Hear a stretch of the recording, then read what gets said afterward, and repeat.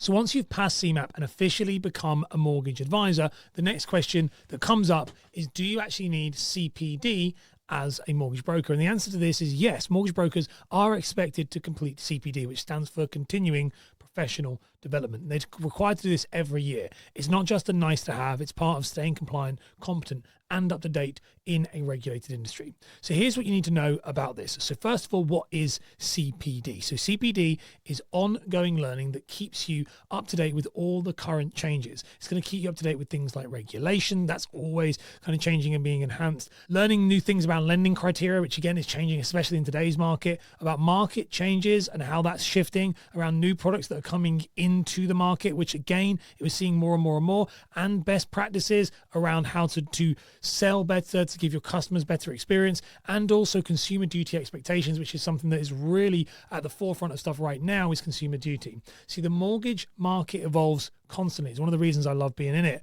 And the CPD ensures that advisors continue giving safe, accurate, and up-to-date advice. So how much CPD do mortgage brokers actually need to do? Well, most networks, firms, and compliance bodies will expect roughly around at least 15 hours of CPD per year. You see, some firms, they're going to require more than that. Some might require up to 35 hours, especially if you also advise on protection. Now, this is going to include, within this, it's going to include structured and unstructured learning. So what actually counts then as CPD? So you don't have to sit in a classroom, thank God. Okay, many everyday professional activities actually count towards your CPD, and this is including, but not obviously limited to, things like webinars and online courses, lender training sessions can be classed as that, reading industry updates from publications, stuff like that. Case study reviews is another one. So there's loads of case study reviews out there that people can read and find online, and if you sign up for it, you can use that. Compliance workshops, which a lot of networks will actually put on compliance workshops for you. You have internal training at your firm. So if you're working in a large firm, they'll do internal training for you and class that as CPD. You also have conference and industry events that are held pretty much annually, and they're all over the place, and they will allow you to get those CPD numbers up. You see, if it helps improve you as an advisor, it's usually classed as CPD. So is CPD required by law? CPD isn't mandated by the FCA in a specific yearly hour format for mortgage advisors in the same way it is for, say, for example, IFAs and investments.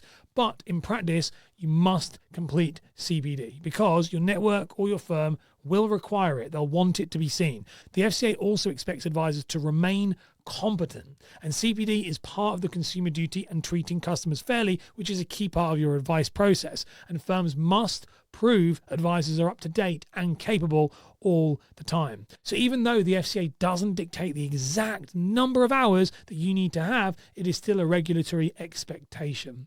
So then why does CPD matter for your career? Well, good brokers, they don't just do CPD because it's required of them. They do it because it keeps them sharp and top of their game. See, with the great thing about CPD, and I was obsessed with CPD as an advisor, is it does help you stay competitive. In a very competitive industry, it gives you that edge because the 90% of the people are never going to actually do it and learn it. They're just going to do it to tick off the hours. It does help you understand new lending rules when they change, keeps you on top of your game. It allows you to handle complex client scenarios which come up because you've already understood them. It allows you to improve your advice quality, reduce compliance risk, and to grow your earning potential, which at the end of the day, that's what we want to be doing. See, clients trust advisors who know what they're talking about, and CPD helps you know what you're talking about. So is CPD hard or time consuming? Well, no, not really, not at all. Most brokers complete the yearly CPD naturally throughout the year without actually ever feeling pressured. You see, many finish through weekly lender webinars, which are always on, especially once you've signed up and